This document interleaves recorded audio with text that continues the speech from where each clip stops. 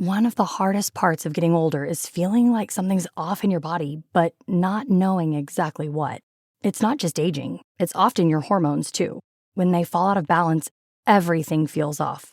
But here's the good news. This doesn't have to be the story of your next chapter. Hormone Harmony by Happy Mammoth is an herbal formula made with science-backed ingredients designed to fine-tune your hormones by balancing estrogen, testosterone, progesterone, and even stress hormones like cortisol. It helps with common issues such as hot flashes, poor sleep, low energy, bloating, and more. With over 40,000 reviews and a bottle sold every 24 seconds, the results speak for themselves. A survey found 86% of women lost weight, 77% saw an improved mood, and 100% felt like themselves again. Start your next chapter feeling balanced and in control. For a limited time, get 15% off your entire first order at happymammoth.com with code NEXTCHAPTER at checkout. Visit happymammoth.com today and get your old self back naturally.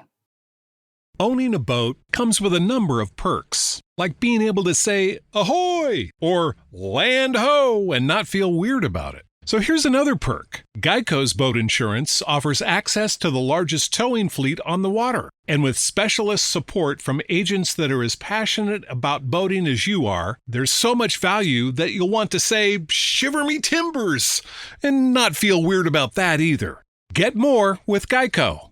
Yo, what's poppin'? You know what time it is, your boy, Mr. J Hill, J Hill Podcast.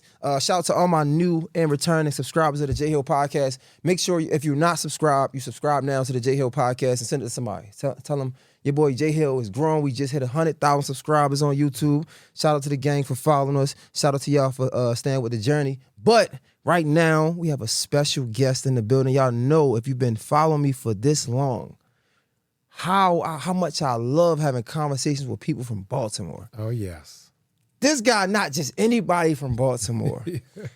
This guy has been, a prominent figure since I was a kid. Pastor, activist, doctor now, just entrepreneur, somebody that we all looked up to coming out of the city of Baltimore. And I want to say thank you for joining us today. We have Pastor Jamal Bryant in the building. What up, brother?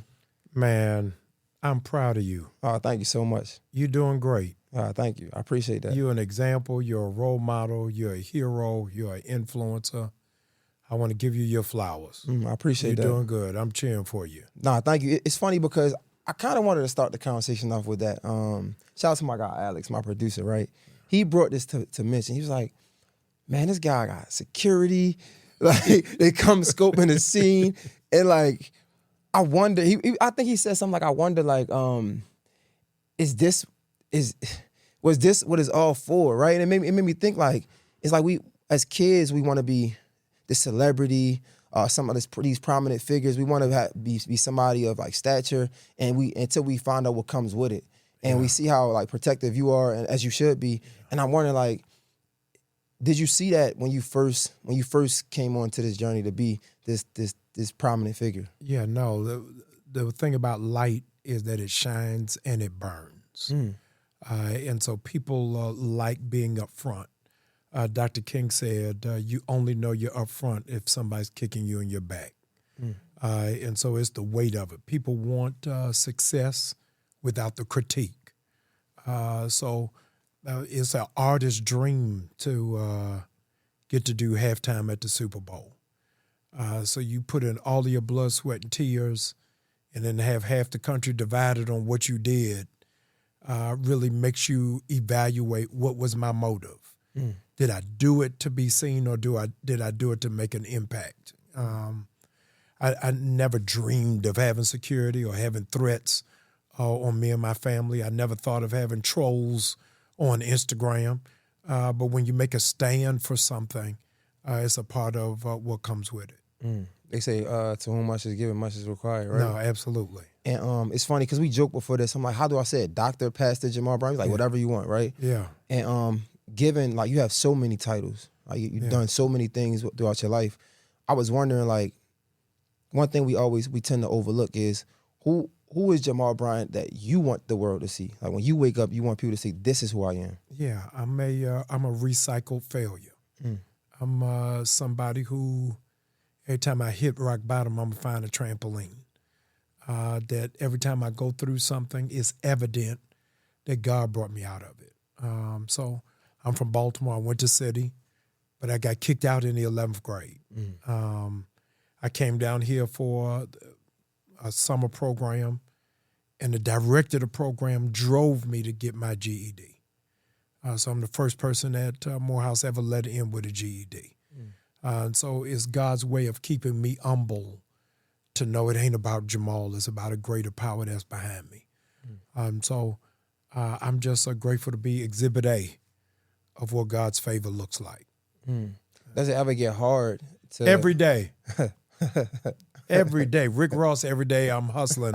Every day I'm struggling. Really? To know that people are dependent on you. So you don't have to have a 10,000 member church. Black men who are watching this know what it's like to have your kids depend on you, have your mom depend on you. And so everybody carries a different level of weight of what's required. You deal with the weight of how many people going to watch this, how many people going to share this, how many people going to subscribe to this. And all of that comes with it. And having to navigate stress and anxiety and worry. And nobody deals with everybody who is successful fights depression every 90 days. Because you got to figure out, man, do I bob and weave? Do I sit still? Am I doing too much? Am I doing just enough? Am I slacking off? Did I fall off? Am I coming up? And every day it's a mind game to be able to keep your sanity about you. You know, it's funny, man. This is one of the hardest interviews to prepare for. Yeah. And I'm usually like really good at preparing, like super strategic at putting things together, like math, right? And this was hard because when I look at your story, I see myself. Yeah. And it's so many things that came with you, but at the end of the day, like, I see a man who just want well.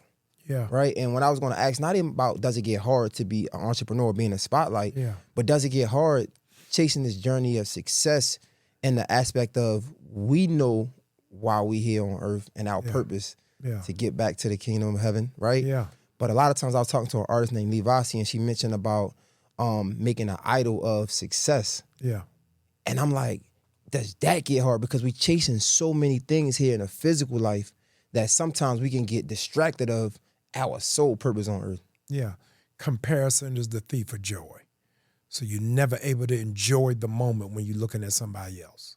So you just hit 100,000 subscribers to somebody with 10,000. That's amazing. But if you leave up out of the studio, look at how many Shannon Sharp got. Like, man, I ain't doing nothing. Yeah. Yeah, so you got to get other people out of your mind and figure out what is the path journey God has me on. To know that 100,000 subscribers is more than most activists. That's significant. But you'll never be able to do it if I'm comparing myself to Shannon Sharp and the Cam Newton and the Breakfast Club. Like, Lord, what am I doing wrong? Do I need a co-host? Do I need to add a woman on the set? Do I need leather chairs instead of velvet chairs? So all of that plays in your mind, and you got to stay focused. The number one obstacle to success is ourselves. I came in the studio today. Wasn't no MAGA people outside protesting you. Ain't no white supremacists burning the cross down the street. What obstructs our success is our lack of focus and our decisions. We go back over and think about the stuff that we messed up on. We had an option, and we chose the wrong thing. So every day, you got to choose. Bishop Dale Bronner says, every day you get up, make up your bed, because that'll say whether you'll make up your mind. If you leave the bed a mess, then the rest of the day you're going to be scrambling.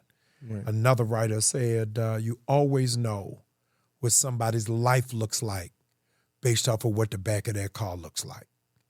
So if you got Chick-fil-A napkins in the back and an old water bottle and not putting it together, order is the path road to excellence. But even like that, how you say stay focused and things like that. But I feel like somebody who's chasing both, I'm not gonna lie, like this, like I said, this conversation was it was conflicting for me because I'm somebody who's a man that should have his mind made up, right? Men don't teeter, you know what I'm saying? Men, they say men, like, we know what we want. You know what I'm trying to say? He's not confused. But I feel like at this time in my life is like a lot of confusion. And when you say like staying focused, I ain't gonna lie to you, man. I think it's like the more I know about God is like the more I seek. And it's like, again, we seeking this success, right? When you like comparison is a thief of joy, but like I feel like we shouldn't even be, part of me feel like that shouldn't be the focus at all. Like we should, it's like so much of our focus on this earth is earthly things. And as the more I go to church, it's like, that shouldn't be my focus. I feel like almost guilty the more successful I get. I'm like, because the more successful I get, the less I'm talking to God, the less I'm reading my word. You know what I'm trying to say? So when you say focus, I'm like, I mean, it seems like we focus on the wrong things though. Yeah. You have to be focused on what is my desire over God's will. Yeah, I mean, so we pull up things that God ain't in. God ain't tell you you're supposed to have 1 million subscribers. We made that up. So you got to feel and hear in clarity. God, is this what you calling me to do? Is this my assignment? My mother used to say to me, the number one narcotic in America is not fentanyl. It's ambition. And people get high off of ambition and then get strung out. And because of that, they don't know what contempt is. Can I be happy with where it is that I am? Can I be satisfied with where I am? And do I take joy in it? Or as soon as I get to 100,000, is my mind on 200? Or do I take a moment to celebrate that I made it this far? Can we ever like take a moment though? As men, I'm just having a conversation. Men. Yes, we have to. How? We have to. And because men don't, is why men lead in hypertension. It's why we got high blood pressure. It's why black men don't sleep through the night. It's why it is that we looking for something to take the edge off. Because we don't give ourselves permission to decompress or to unplug or to be human. Being a black man has become synonymous with perfection. And anytime I fall short of perfection, I feel like I'm failing. No, you having a human moment, and we're able to do that. I understand. I do. I'm with you, right? Yeah. However, I'm looking at the other part of wisdom, right? I feel like a lot of like wisdom is going through things and learning over time. Yeah. You've had a lot of success. Of course, you've had a lot of things that went left along your career as well. But you're older than I am, right? So it was a time where you had to learn this. Yeah. However, you was afforded the space to be successful to learn this. Yeah. Who know if you would be Pastor Jamal Bryant if you learned this 10 years ago, right? Who know if you would be as successful? So I always look at it like it's easy for somebody that's sitting high on the throne to be like, man, you got to get your rest. And you ain't getting no rest. Yeah. You just got here and started getting rest. Yeah. Wisdom is applied knowledge. Right. So wisdom, knowledge is knowing that tomatoes are fruit. Wisdom is knowing I don't put tomatoes in fruit salad. So your wisdom comes out of how do I apply the knowledge that I have? And so your responsibility in imparting wisdom is finding another young guy and say, hey, man, learn from my mistakes. That I'm going to be a remote control mentor. That you ain't even got to be with me every day, but I'm going to put it out there. John Kennedy said, if you want to see a great success, look for a great failure. Because anybody who has succeeded at something had to fail first. And the problem with social media and Instagram is we only show our touchdowns. We never show our tackles. You know what I mean? So people walk in your studio like, wow, this guy's doing it. And they have no idea what you started from because success is often in witness protection. We never really tell people how we do it unless we selling a kit online. You know what I mean? So you got to really show it. And people are gravitating to say, man, this is an information age. And a lot of our culture is inspiration driven. So people want to learn. They want to have understanding. They want to have access. But all we doing is entertaining, so we don't really understand where the rubber's supposed to meet the road. That's a fact. Yeah. Do you think that having said that, do you think that is a space where we can talk about our failures? Because a lot of times when when we're being vulnerable, our vulnerability get like used against us, is used as a weapon almost. And I mean, especially somebody like you, right? Right? You've been through a lot, but you're not on Instagram talking about all of the times that it went left because, of course, like you have a lot of things to lose. Right. You know what I'm trying to say? But it's like those are the things that help people grow. Yeah. So I think that it's not a tattoo as much as it may be a scar. So I just got remarried in November. I've been divorced for 11 years, and I got divorced because of infidelity on my part. Took 11 years for me to purge and to become a husband. See, a lot of people just want to go have a wedding, but what it means to be faithful, what it means to be committed, what it means to be honorable, that's a journey that had to happen. And a lot of churches promote family life when only 30% of the church is married. So what is family supposed to look like? And so the dynamics of family is not always the Cosby Show. It's a lot of time it's good times. And so we got to redefine what is family and how do we process that. Man, bro. Right. Oh my gosh. Oh man. I wanted to talk to you about that because I seen you say something somewhere. I think it was on my homie Tyshawn's show, Hardly Initiated. Shout out to them. You was like, you went wrong in your marriage because, and I'm quoting you, I'm probably misquoting, but I went wrong. My first time being monogamous was in marriage. Yeah. Whew, that helped me so much. I'm not even gonna lie because it makes sense. Like, and I talked to a couple of my friends about it. A lot of times as men, we think that, okay, I'm talking to a chick, and it's just an example, right? Yeah. So I can go do my thing until we're exclusive. Not understanding that we're really like reverse engineering. We don't have the reputation we don't have the reps that we need, right? I was good in football because I practice a lot. Even with the interviews, I'm good at it because I practice a lot. I failed a lot, but a lot of times we think, okay, it's time to be faithful when I get into a relationship. Yeah, you got to practice that before you get there. Yeah, no, you have to.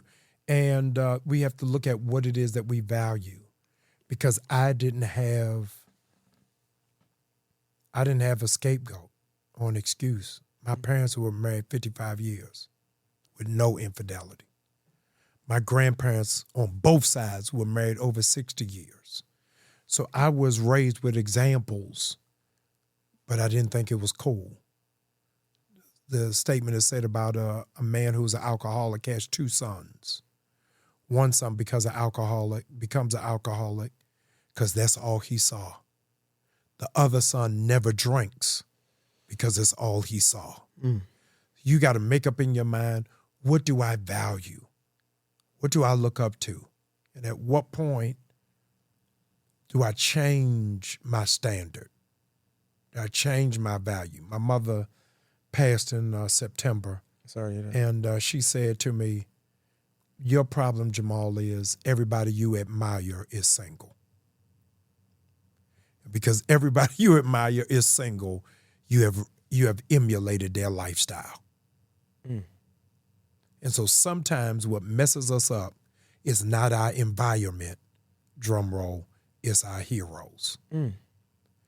We gotta pick heroes who are who it is that we want and what it is that it represents. But let's take a deeper dive, because nobody wants to deal with it, on how many people from my generation to yours, we are a generation apart, how many people from my generation to yours are impacted by what has happened to Diddy. For me, it's a role model. Man, this is a single father getting it. Wow, this is a man who got brand collaborations. Wow, this is somebody who reinventing himself. So we like celebrity, but we never put honor on character. So when I got to deal with the character of who it is that you are, I got to now reevaluate. The most gifted artist in the history of R&B is going to be R. Kelly, period. Pound for pound. Nobody can stand with his catalog. Nobody. Who he's written for, who he's produced for, who he's sung with, what he's done by himself. But does character matter? It's not, I believe I can fly, I believe I can crawl. You know what I mean? So you got to pick yourself up to say, does character matter Or has all of my focus been on just being gifted? It's more important of who you are when you get off the stage. You know what I mean? You text me and be like, hey, man, I need you to be on the show. One Baltimore dude to another. Month goes by, 2 months go by. Hey, bro, your office ain't reaching out to me. What is happening? You know what I'm saying? I'm like, hey, man, let me deal with it. I gave you my word. So forget what has happened with the staff. Forget what is the protocol. From one Baltimore guy to another, I gave you my word I'm going to do it. I have 4 other interviews today. My team was like, hey, man, this ain't on the same as the interviews that you got to do. It don't matter. This is my guy from home. I'm doing it. We got to push it back a half an hour. Got to push it back an hour. It don't matter. I'm getting there. This is nowhere in the area where I need to be. Thank you, brother. No. I'm getting you to the point that even if you never broadcasted, hey, y'all, today Jamal Bryant was supposed to be here. His staff pushed me off. They put me through a vetting. They changed 3 times. And then at the last minute, a major network called, so he canceled on me. You may have never said it in a mic, but you would have said it in your heart. And when you saw me, you would have thought a different way, like, oh, man, forget it. They'd be like, oh, man, did you see Pastor Bryant clip? Yeah, that's great. But in the back of your mind, you're like, dog canceled me. Dog played me. Because your character has got to matter. So it's not what you're doing on the camera that counts the most.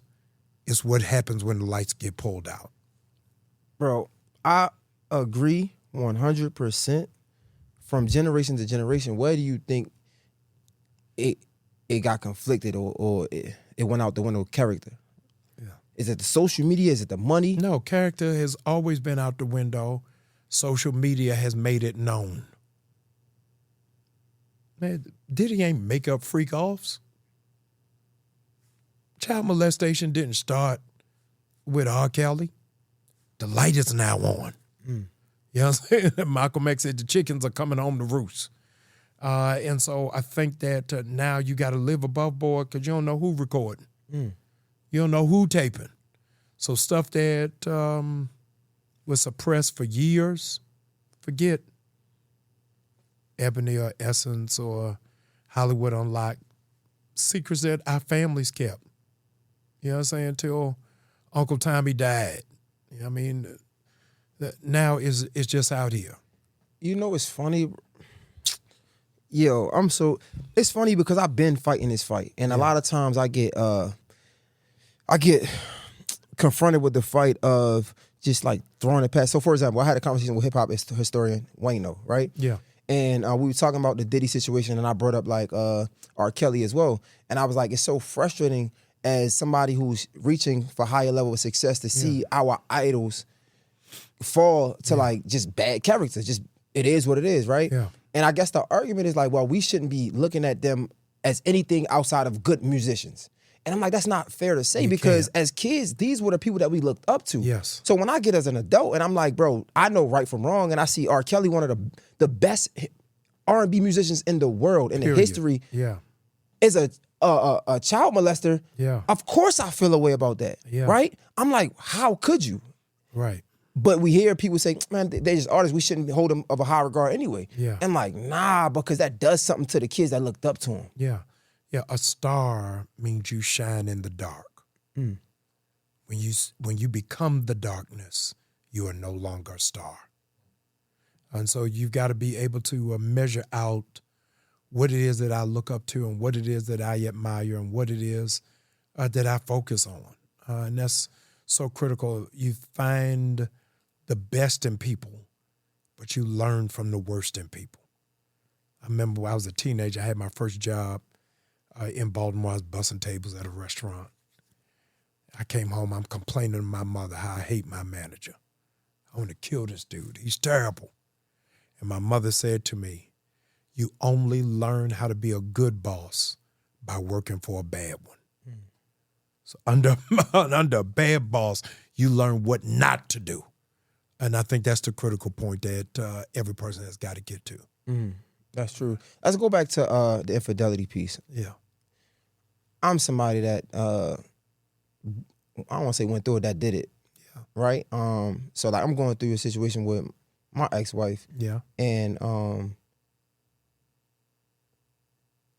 it's funny because like I feel like I look up to all the guys who are married. Like that's my ideal like person. I want to be this man who show young guys, young boys how to be men and the right men, right? Like have character, have standards. Don't chase what the world is chasing, right? Like be faithful to your family. And I still, right, had a similar story to you. Like I cheated on my girl years ago, right? Yeah. And I thought I said it was because of immaturity, right? She hurt my feelings and I didn't know how to either have a standard or have a boundary and enforce my boundary by leaving, or being able to have a conversation and getting over what hurt my feelings. So I then went outside the house and I stepped out. Right. But I feel like I look up to people who are married. So I still had a similar situation to you. Where do you think we go wrong as men when it comes to these relationships and infidelity? Is absence of communication for what you just outlined, that your feelings are hurt. You know what I mean? And we don't have space to express our humanity, to say that I'm wounded. Now, your girl gonna do it all day. Why you raise your voice? Why you look at me like that? Why you go downstairs while I'm upstairs? Why you still up and I'm getting into bed? The women in our lives know how to communicate. We don't. I argue, I was teaching at a men's conference a couple of weeks ago, and I said to them, the question every man hates to hear, where you going? you could be going nowhere. Yeah. But just to hear it, all of your skin is going to climb up on your neck. Yeah. Is that we look at being held accountable as an accusation. And we don't know how to reel it in that it is a partnership.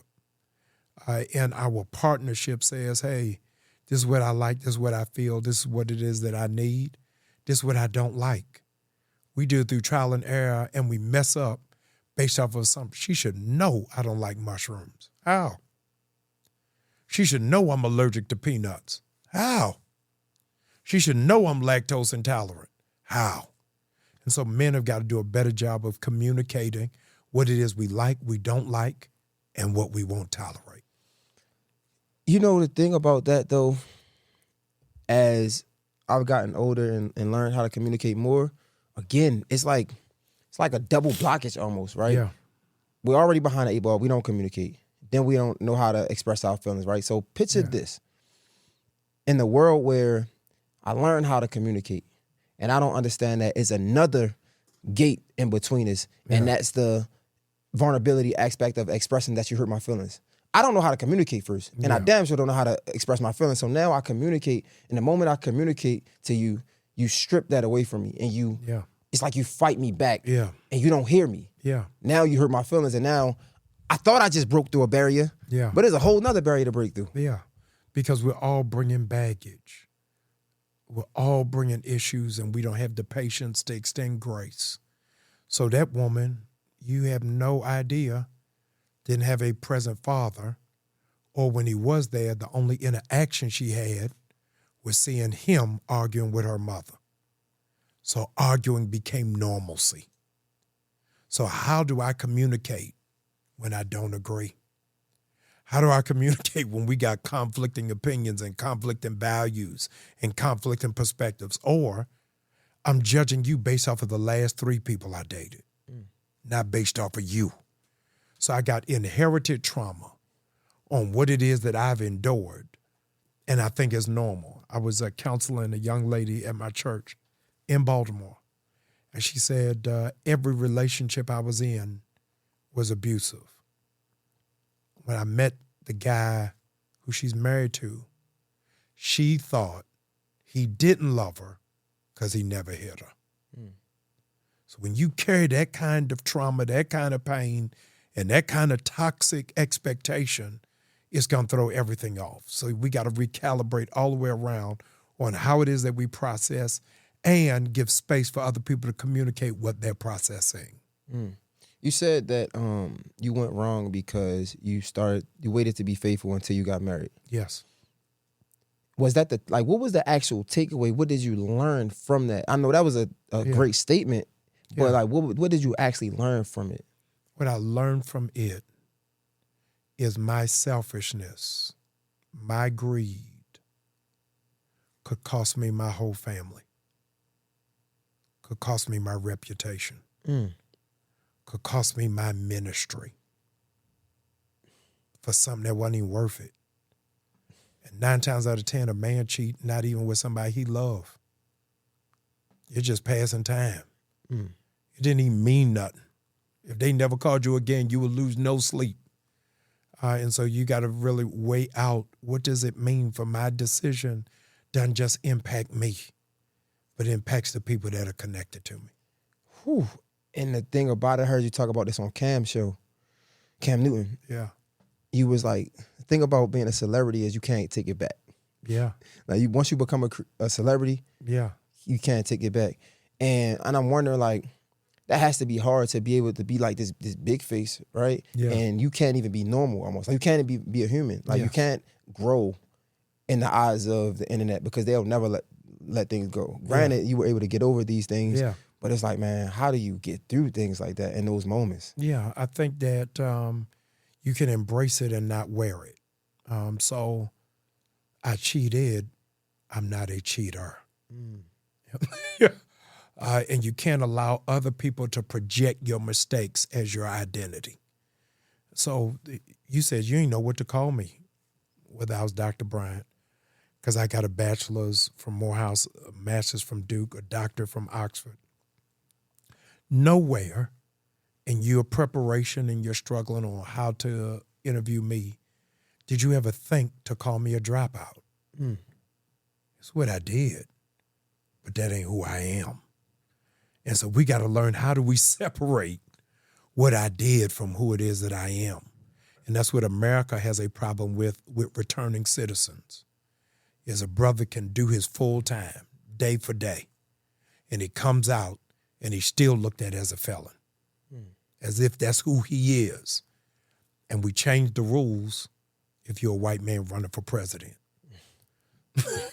Yeah, so you have to be able to separate what I've done from who it is that I am. But when did you... That sound good. Yeah. It is good. Yeah. But that ain't always good when you're going through it. At what point were you able to learn that and really master that? No, years. I told you it took me 10 years. I did a 10-year bit outside with no parole officer, no ankle bracelet, and never peeing in a cup. I condemned myself. And because I condemned myself, I had to free myself. And everybody has to get to that point in your life. How long am I going to hold myself hostage to the mistake I made? And when am I going to give myself permission to be free? Do you believe in compatibility? Yes. I ask that because I still think is another aspect of this, of like, sometimes what they say, it could be the right person with the wrong time. Yeah. And like, I feel like a lot of us are out here just chasing the blind with what people we shouldn't even be with. Yeah. The problem is, I'm going to say it, and this may be the end of the show. You may throw the mic down and say, all right, Pastor, let me walk you out of here. No, I ain't going to do that. The problem is, a lot of times we confuse compatibility with attraction. Who is your type? Gentlemen, if y'all listening, write this down. A lot of us are slowed down because who is your type is not always your body type. So we want them to be a different way from the neck down, but we want somebody from the neck up. Yeah. So we have to mature as men on not sacrificing the whole package, but so many men will sacrifice a body for a brain. She look good. All bets is off. I don't care that she can't read, conjugate verbs, don't know how to balance her own bank statements, but the body banging though. So that compatibility is who will help me to be better, or who will just help me maintain. And any woman that comes into your life who you're compatible with, has got to be able to make you be better. To say, hey, you got 100,000. 60% of that 100,000 who's watching your podcast, I'm doing this, I don't have no demographics on your show. 60% are women, right? A woman will come down into the studio and say, if 60% of your viewing audience is women, why you only got pictures of men up? Where do they see themselves? Where do they identify? And how you now meeting the mandate of your base? One of your guys is just going to come in like I did. Man, these pictures is great. Where can I get this in my man cave? Right. A woman is going to give you a different kind of perspective that two men won't necessarily see. But I feel like a lot of times we see that, and again, we run with it, not understanding it is more than just that. Yeah. Right? Like, I don't want to get, like, even in my situation, I think, like, I had great times, but we also had some really bad times. Yes. But how do you know what's compatibility? How do we know what's really equally yoked or not? Yes, is that, I know y'all are all for K-Dot. Drake said, I'm not here for a long time, I'm here for a good time. Is that, does the bad time mean I can't see it through the rough times? We all want a trip to Disney World, Six Flags, and King's Dominion. And whenever you've gone, a ride has been broke. But you didn't say, I ain't going back to King's Dominion no more because the bumper car was broke. You found what else worked. We still getting on them flights, too. Knock on wood, we still getting on them flights. It's crazy right now. Yeah, so I think that you got to figure out, dig in and build with somebody who is worth the bad times. It's crazy because, like, I be saying that, and just, again, because I want to get into the church aspect of it. You said, like, majority of the church will push the marriage agenda when it's only 30% of the church that's married themselves. Right. And I think that was what happened with me. I got into a new church, right? And, like, we have, like, groups. Back home, I'm not used to this, first of all. Like, Atlanta's crazy. It's different. Oh, yeah. Back home, my church is, like, 40 people, 50 people, maybe. Like, like, in Atlanta. It's a different world, brother. It's different. So we got groups. And, like, my group, a lot of successful black men, all married. Yeah. Right? Yeah. And I'm going to be honest with you. I'm going to be very vulnerable with you. Like, and I remember the moment I'm like, I want to be better in the eyes of God. Yeah. Right? And drinking might be hard for me. Not cursing might be a challenge for me. But I do have a woman that I love. And yeah, we have our ups and downs. Yeah. But we ain't breaking up. So me getting married could bring me closer to God than I already am. Yeah. It was kind of like a false pressure from the church. Not saying it was real, but you almost felt it. Right. And it was like, I felt like I prematurely did something because, again, of what I felt like I should do in the eyes of the church and in the eyes of God. Yeah, it's no different than a woman thinking a baby gonna save the relationship. Is that you can't do it to get to God. You already gotta bring him with you. And so finding that defining moment that churches really give a full breast that says, women, submit yourselves to the man. Nobody goes to that next verse. As he is submitted to God. And so she's not supposed to have to make you a disciple or discipline in your prayer life. You got to already have that as you are not just becoming a husband or the boyfriend or the man of the house. You're becoming the priest of the house. And becoming the priest of the house means I pastor this joint. So y'all pray based off of how Are you feeling overwhelmed by hormonal changes? If you're a woman, you're not alone. With over 1,000 hormone disruptors in our environment, it's no wonder things can feel out of balance. On top of that, natural changes like PMS, menopause, and other life stages can leave you feeling tired, irritable, and trapped in a constant battle with your body. But here's the good news. You don't have to suffer through it. Hormone Harmony by Happy Mammoth is here to help. This herbal formula fine-tunes your hormones, balancing estrogen, testosterone, and even stress hormones like cortisol, which can contribute to weight gain, racing thoughts, poor sleep, and more.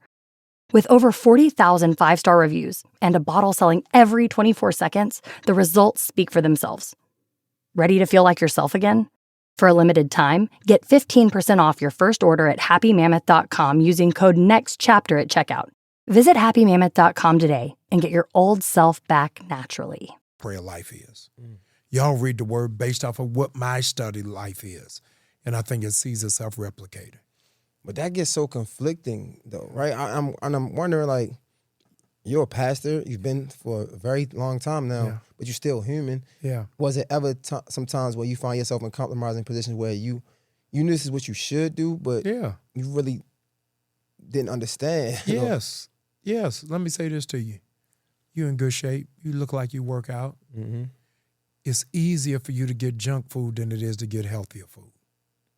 It's also cheaper. Mm-hmm. I can leave here from this studio, 10 minutes, you can get a burger, I can get lemon pepper wings and fries.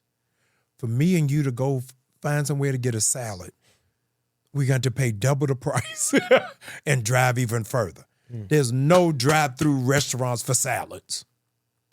It's an inconvenience to be healthy. And it's an inconvenience to be righteous. For me to walk away from what I got access to. Holiness is easy for people with no options. Holiness is more daunting and testing when I know I can, but I decide not to. And so that's the position that you got to find yourself is, I want to drive extra to get the salad, even though Chick-fil-A is more convenient. That's real. Yeah. Do you think, just staying on the church aspect of it, again, I tell you, like, I'm being honest in my my walk, again, I feel like the more I know, the more questions I have.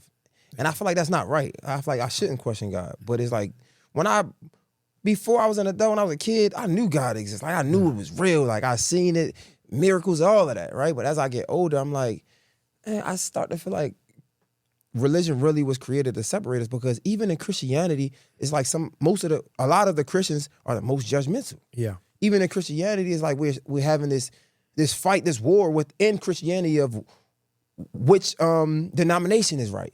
And it's like, I just feel like it shouldn't be that. Yeah. Do you? I agree. Full stop. I agree. And I think that that's where man gets involved. We're here in Atlanta. Darius Daniel, Change Church, killing. Philip Mitchell, killing. William Murphy, killing. Dale Bronner, killing. Creflo Dollar, killing. E. Dewey Smith, killing. All of us combined still haven't won every center in Atlanta. Still more Negroes who didn't go to church Sunday than did. So there's no reason for me to be in competition with them. It's my responsibility to get the loss at any cost. And that's what I'm trying to do. How do we get the loss when, I guess that's what I'm saying, because I'm trying to, I know, like, so what I know is we are here to get back to heaven, our home, right? But it's like when one church we talk about false prophets, right? One church is saying this, another church is saying this, and then another religion is saying this, another religion is saying this. And it's like, man, I just want to make it to heaven. I'm with you, but you'll never go in Neiman Marcus. You'll never go on Saks Fifth Avenue, and they tell you not to buy clothes from Shein. You'll never go on Macy's and there's a sign telling you not to go to Fashion Nova. Their quality speaks for itself. They are so focused on making Neiman's number one. They got no time to downplay number 10. Where the church messes up is that we don't perfect who it is that we are. We spend so much energy downplaying who everybody else is. And I think that our focus, as you've said 3 times a show, heaven is our home. But we so busy, it's a party over here. This the best church. If you ain't at this church, you ain't listening to nothing. That we're losing who it is that we are and what it is that we're supposed to be. I don't want to make this one of them conversations, but I'm just, it's burning as a burning desire. Like, so since I've been in Atlanta, right? Yeah. Like, I've been learning about the Sabbath day, right? And how it was abolished and we should keep the Sabbath day holy and things like that. And again, it's just like, it's like when I read the scripture, that makes sense. Yeah. But again, it's like most of the world go to church on Sundays. And then we hear scriptures like, what is it? Wide is the gate that most people will go and perish, and narrow the one we go get to heaven. And it's like, it makes sense, but again, like you just never know. And I'm just wondering, like, from somebody, a pastor that teaches on Sunday, what are your opinions about all of the other, I guess, teachings of Christianity? Yeah, I think nobody is going to hell because they didn't do it on Saturday. I think something has happened in American culture that we have named a day of the week. You got me? Your relationship with your girl.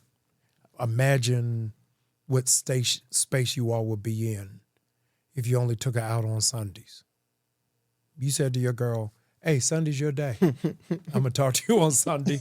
I'm going to pay attention to you on Sunday. Wherever you want to go on Sunday, I got you. I don't think she would like that.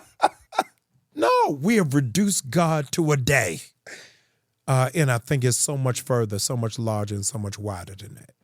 I also feel like people do make excuses, though, because the Bible is clear. The Bible says what the Bible says. And even when it comes to this conversation of, like, I hear more people today say, I'm more spiritual than religious. Yeah. And I feel like that's just an excuse not to follow what the word says. Yeah, religion is supposed to be discipline. And a lot of people don't like discipline. They like the entertainment value of church, not the structure of church. That's why church is jammed on Sunday and empty for Bible study. Yeah, people don't want to know the real regiment. That's why factions like Hebrew Israelites are growing, because they're giving instruction. They're giving order. They're giving discipline. And we give and turn to your neighbor. Give somebody a high five, but not really doing the teaching that's necessary that suggests what are we supposed to be as a Christian. I was going to ask you that. Even like, well, again, the new churches, it seems like we've been getting away from the word. And honestly, I'm human too, so y'all can judge me all you want, I don't care. I love the new aspect of, like, it's more so like motivational, right? Yeah. Like you go to churches, like you can also hear like with something that's relatable to my life. I think that's great. However, if I'm thinking about, again, getting back to the kingdom of God and having eternal life, it's like we're getting further away from the word and more into motivational speech. It's like our pastors are more motivational speakers than actually followers of Christ and teachers of the Bible. I think what is happening is we are judging the whole profession on people who are popular. And that's not the case. So a lot of people watch Greenleaf and think all pastors living in a mansion. 80% of pastors are bivocational. They preach on Sunday and work in the mailroom Monday through Friday. Most pastors ain't in no Bentley, ain't in no Benz. They doing the best in a Yukon. And so I think that we've got to really readjust when we clump everybody into one and we're not really focusing on the many. There are 3,000 churches in Metro Atlanta. Most people know the names of 10. Does that suggest the other 2,900 ain't doing the work? Yeah, they doing the work. I pastored in Baltimore, had a 2,500 seat sanctuary, did 3 services on Sunday. You went to a church of 40 people. That don't mean that I'm better than your pastor. That's where we bastardize success. We think success is always in the number, and the success is on the outcome. So if your pastor at 40 made better Christians than I did seeing 2,000, who is the better pastor? Because I didn't have no small groups. The church was too big for it. You understand? And so I think that we got to recalibrate and redefine what is success in ministry, what is the success of broadcasting, what's the success of podcasts, is the impact, and what is the real influence. We just count numbers. David lost his kingdom, not because he slept with Bathsheba, not because he set up Uriah for murder, because he counted who he had. A lot of us are losing our place in God because we keep counting. Our job as shepherds is not to count sheep, but to weigh them, to see how heavy they are, how much word is in them. My wife pulled me aside and said, Jamal, you're going to hit a danger zone. I said, why? She said, there are more people in this church speaking your name than speaking the name of Jesus. If every time they got to get up, they got to give honor to you, but not giving honor to him. Is it a church or is it an occult? And we got to make sure that we keep focused on who is the main thing. It ain't the pastor. But I feel like, again, that's what it should be, Yeah. but that's so normal because even in my church, I can't even say thank you. I say this to say it was weird for me where that should be the standard, that should be the norm. Yeah. But like, so I go to say thank you to my deacon, right? He like he give a great Bible study. I'm like, man, you did great. He like, praise God. And it is almost uncomfortable because I'm not used to that. Yeah. That's what we've been taught our whole life. Like, great job. Retrain the brain. Retrain the brain. What do you think we got lost at though? Yeah, I think that we had church culture, but not a church life. I give this story all the time. I flew into New York a couple of years ago to go speak at a conference for Reverend Sharpton. My plane got in late. I jumped in a cab. I'm halfway to the convention center to speak. The cab driver pulls over, says, "I'm sorry, it's my prayer time." Pulled over to the side of the road, popped the trunk, pulled out a prayer mat. Start praying on the curb. I'm the preacher. I'm mad because you got to take me to where I'm supposed to be. And then I was convicted that my members don't have a prayer time. We pray before we eat. So the discipline of it is so important, is so critical. We have made church an event and not a part of our lifestyle. But I think you don't think that's like a world? Like that's most of this country. Well, the fastest growing religion in America is no longer Christianity, is now Islam. And the Bible says we in the world, but not of it. We don't take our cues from what the world is doing. We're supposed to live in an alternative universe, drinking from a different oxygen tank by virtue of the fact that the world has more order than we do. You will rush through traffic, drive through red lights to get to a movie on time. For church, you'll get there. Oh, the praise team's still up. We good. Yeah. So we have to have a different value and a different qualification of what is the value of time. I'm curious, going back to the love thing and the relationship thing, do you believe in unconditional love? Yes. What do you think that is? I think I am the recipient of God's unconditional love. Okay, well, on earth, Yes. between humans, do you Yes. think that can exist? I think it comes with intention and as a decision. There's somebody who's watching us whose grandmother got dementia. They got unconditional love when the grandmother don't remember their name. Somebody else who's watching this, they got a child with special needs who's 12 but has the mental development of a 6-year-old. It's unconditional love. Between partners, though. Yes, I'm getting into it. Okay. Yeah, so the unconditional love means I love you when I know your flaws. Here it is. We are looking for unconditional love to be acceptance of my brokenness. Unconditional love challenges me as my brokenness. To say, hey, man, I love you, but I'm still going to challenge you. You are not going to spend that whole check at Magic City. I love you, but you're not going to get in this bed after just watching porn all day. And your mind ain't even on me, it's on what it is that you've been watching. I love you, but you still going to have to go get a job. You 19 years old playing video games in my house and just eating up my food and sucking up my air. Unconditional love is seeing my flaws and I decide I love you through the flaws, not accepting you as the flaw. So you think it's a world where, because what's the guy, the African guy, I think his name was, I forgot his name, but he said, it was a joke, but he was like, he said, try Jesus, don't try me. Yeah. What's his name? Toby Ingwe, right? Yeah. So he has a song like, try Jesus, not me. And even like thinking of that, I think of Corinthians, what is it, 1:13? Yeah. Love endures all things, bears all things. He said that. Toby sang that song to the world and on tour. He ain't sing that to his wife. Mm-hmm. Yeah. No, but I think of that just in a... No, I get it. Because when I think of Corinthians 1:13, right? I think of like God loved me like that. Yeah. How could I love somebody else like that? Yeah. Because there's so many things. It's a decision, but you have to do it with a boundary. You know what I'm saying? So everybody has parameters. So we got people in the studio with us, and he's kind, he's gracious, he's prepared, he's equipped.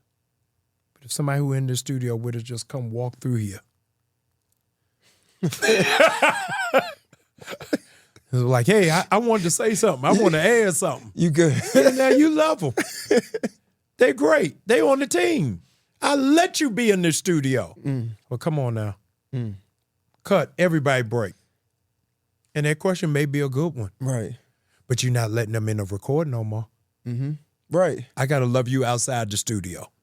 But I think when I read the scripture, Yeah. I was supposed to let you back in. That's what I hear from it. Oh, okay. No? I didn't hear that. Yeah. Jesus said, Father, forgive them. And we confuse forgiveness with reconciliation.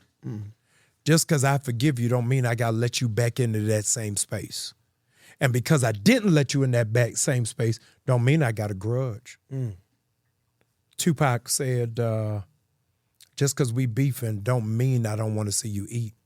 I just don't want you to eat at my table. You know what I'm saying? So I think that what are our boundaries around what we love and what we do?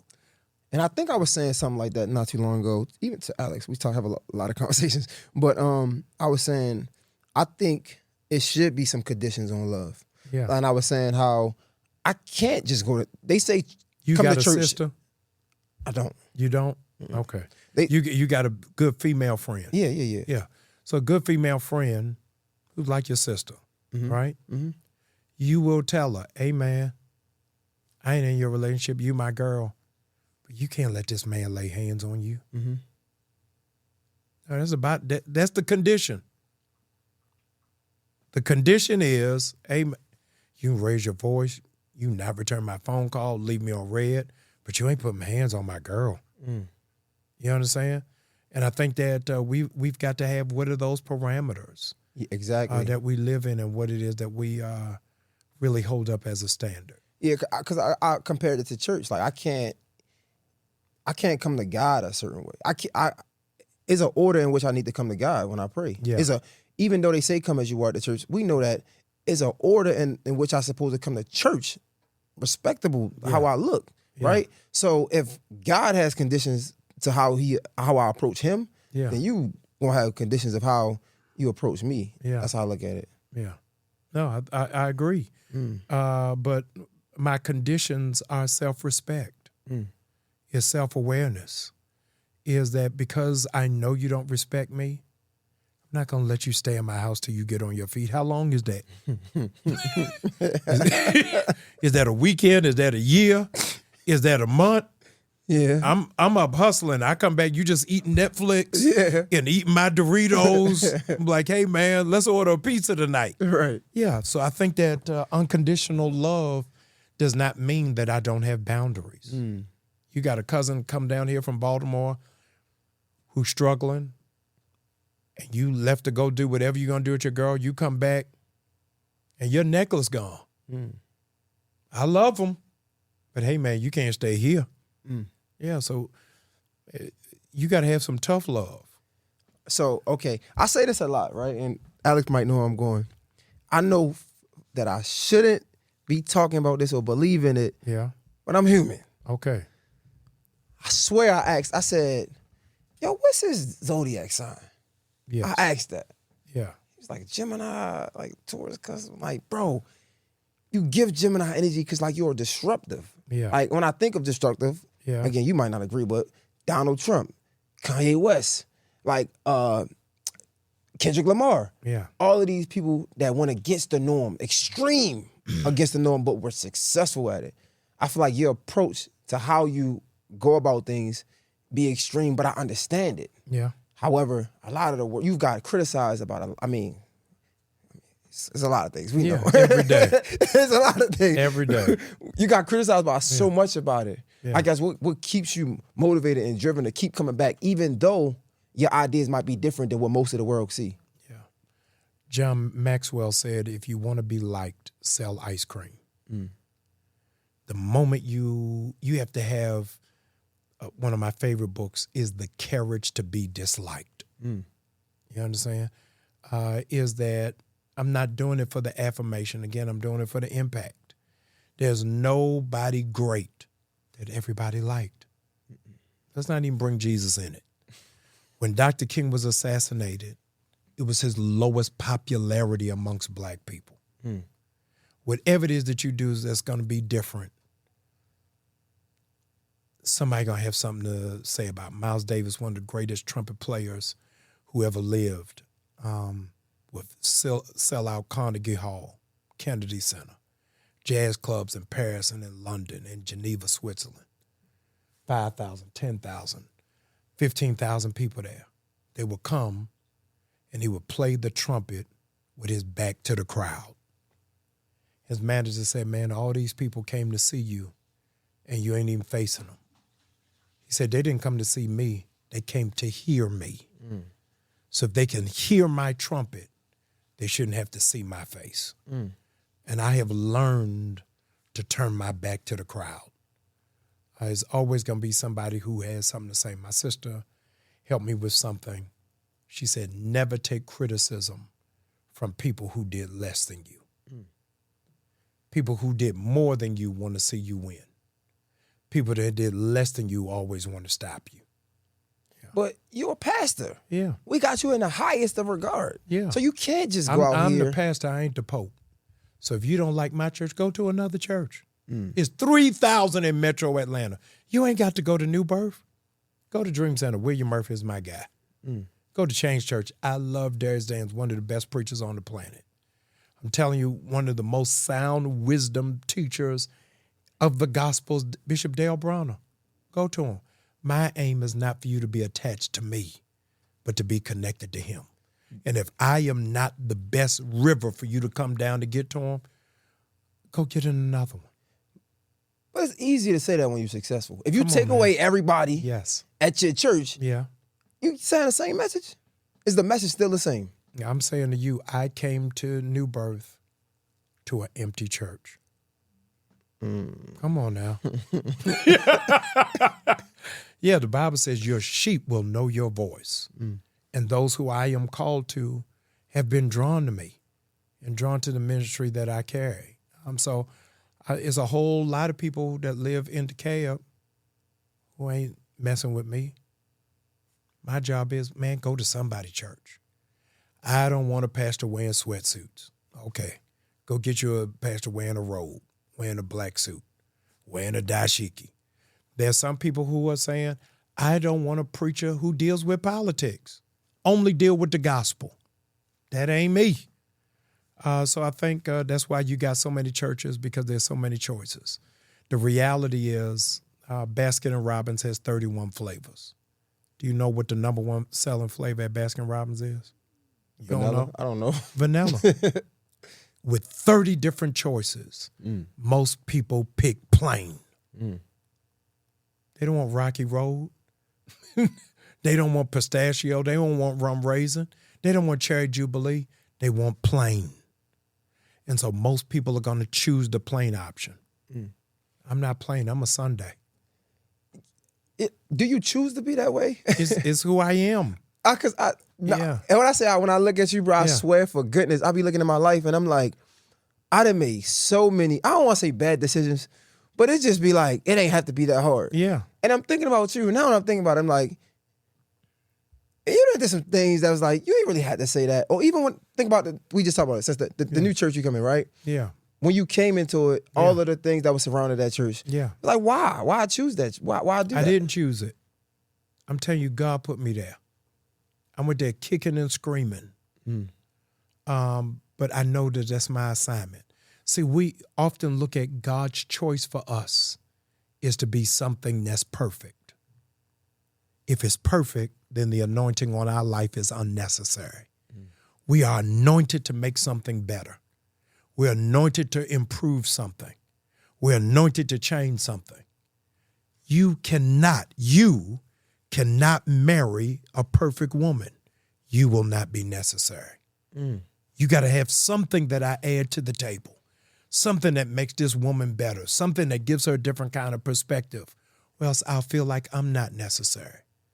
And so I was necessary for New Birth.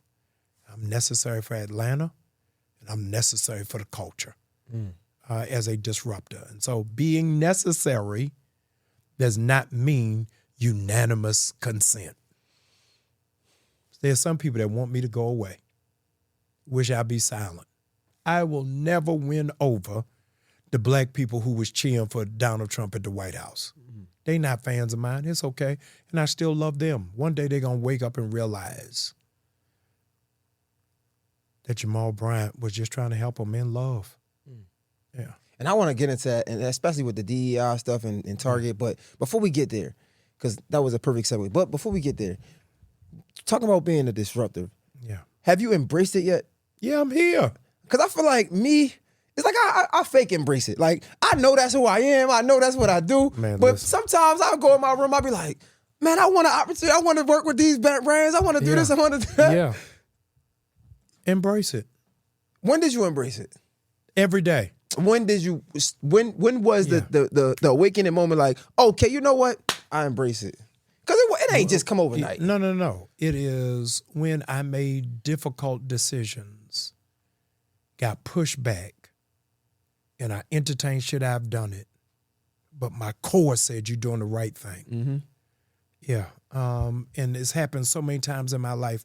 I had to stand on business. To be like, hey, everybody ain't going to go with this. But history is reserved for the disruptors.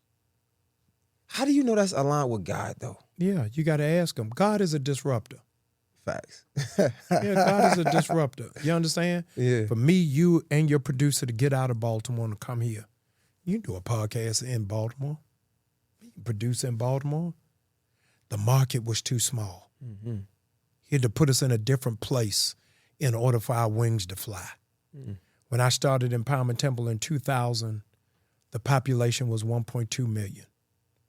When I left in 2018, the population was 600,000. Every month, 1,200 people moving to Atlanta. God had to put me in a different stage. You will never be able to grow with people who eat humans. You from Baltimore? I'm going to tell you something that's going to give you a nosebleed. You ain't going to believe it. Drew Hill. You know who that is? Come on, man. Do you know who it is? Yes. Drew Hill never sold out a show in Baltimore. Because sometimes your greatness will never be recognized at home. You got to get out to know who it is that you are. You know where that you know where that take me back to, though? Yeah. We just watched this. Remember the Freddie Gray stuff? Yeah. And the encounter you had with Yeah. what's the guy name? Him. Yes. Yeah. Did you feel that then, like, because you were calm? Yeah. Did you feel like, you know what, this ain't for me? No.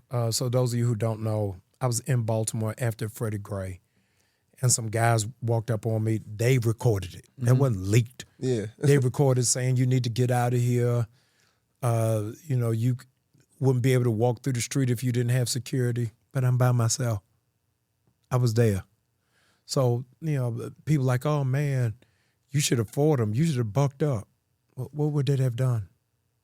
And by virtue of the fact that these years later, you don't know their names.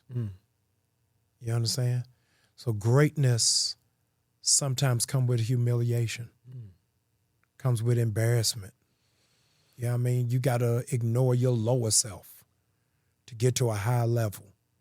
So I'm all over the news. I don't know when this is airing. I'm all over the news for talking about black people who went to go be with Trump, and they showed up my picture in the White House. The news outlets would have grabbed the footage of me fighting this guy in Baltimore. My whole witness would have been contaminated. And so you got to play the long game and not the short run. That's so much knowledge and wisdom, though. Yeah, I'm telling you that, and I don't want to. Because even then, it's years ago. Yeah. You walked, you're like, yeah, okay. Yeah, I don't want to gaslight you. So in that moment, I wasn't thinking one day I'll be in Atlanta. Yeah. Yeah, and so that I am a student and a disciple of Dr. King. And so I take the nonviolent route. You know, my guys from my church wanted to go back down there and find them and shake it up. No, man, it ain't even worth it. My dear brother, Carlos Muhammad from the Nation of Islam, brokered a peace accord for us to come out together and to move forward, and we did that. So it's necessary. Everybody's necessary at the table. Do you think we need like revolutions like that, like Freddie Gray, to be able to, you know? We in a revolution right now. We are in a revolution right now. But do we need them to create greatness for other people to see other greats? Yeah, leadership, heroes only emerge in disaster. You understand? If for some reason these lights catch on fire and your producer drag us out, he a hero because he saved somebody from calamity. Heroes come out of tragedy. America and Black America's in a tragedy right now. The one that speaks out about the cancellation of scholarships for Black students, they're going to be a hero. The one that fights for seniors to get Medicare, they're going to be a hero. Those who say something about the illegal executive orders that are endangering America, they're going to be a hero. Those who fight to get USA back in starving countries in Africa, those are heroes. Heroes are about to be born because America is on fire. And that's this whole conversation that's surrounded around, in those moments, they will get criticized the most. Yes. Like what they say, Harriet Tubman would have freed so many more slaves if they knew they were slaves. Like, Yeah. in those moments, you're going to have your people saying, what are you doing? Why are you doing that? Yeah. Yeah. Oof. No. I don't know where the heroes are. Y'all dust yourself off, get ready, wear clean underwear, but you're about to be a hero.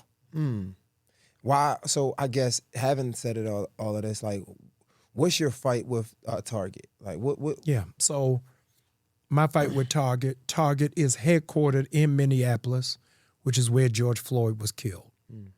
Target made a pledge of $2 billion to invest in Black business. When Donald Trump came to cancel DEI, they hid it under DEI and canceled the agreement. And so my beef with Target is that Black people spend $12 million a day, and you made a commitment to George Floyd's family. Honor that. That's my beef. Don't give no money to Target until they do right by us.